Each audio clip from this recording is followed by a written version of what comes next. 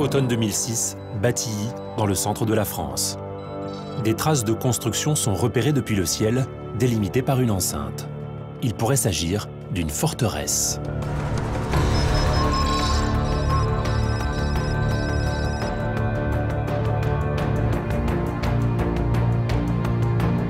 Les experts vont tenter de répondre à 3 questions. Quel bâtiment s'élevait à l'intérieur de cette enceinte? Qui vivait dans ces lieux? Est-il possible de reconstituer le site en 3 dimensions? Nous appellerons cette affaire la forteresse cachée de Batilly.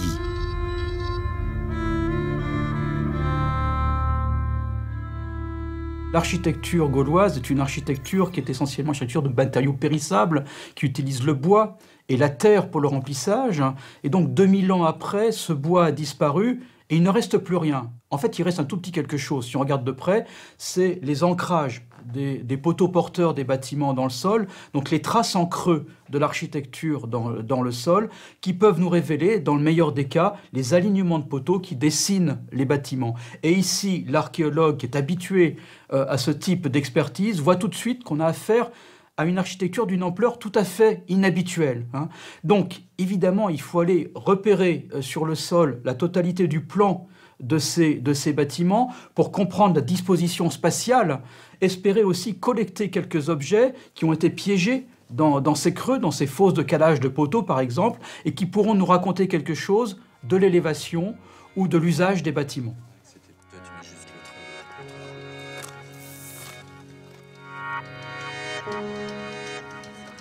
Au total, les empreintes de 20 constructions différentes sont identifiées. Enfouis dans le sol, sont découverts des fers à cheval, des faucilles, des haches. Un grand nombre de ces bâtiments avaient apparemment un usage agricole.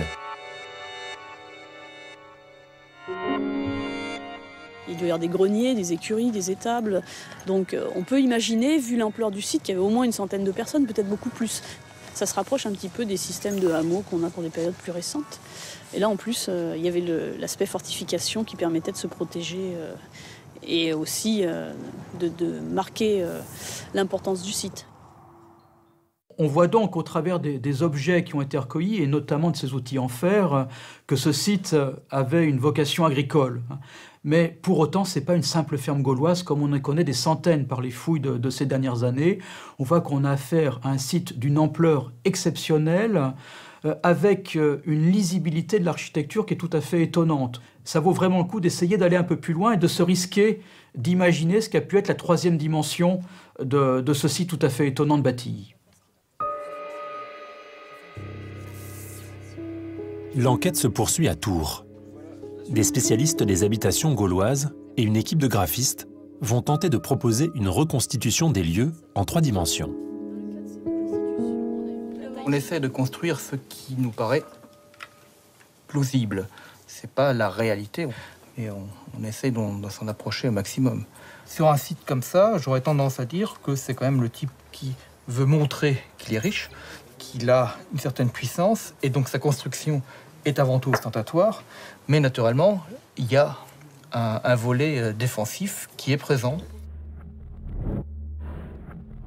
La taille, la forme et l'espacement des trous de poteaux fournissent des indices sur l'aspect des bâtiments. Il s'agissait en fait d'une petite forteresse comprenant maisons, greniers et granges, entourée d'un fossé et d'un talus.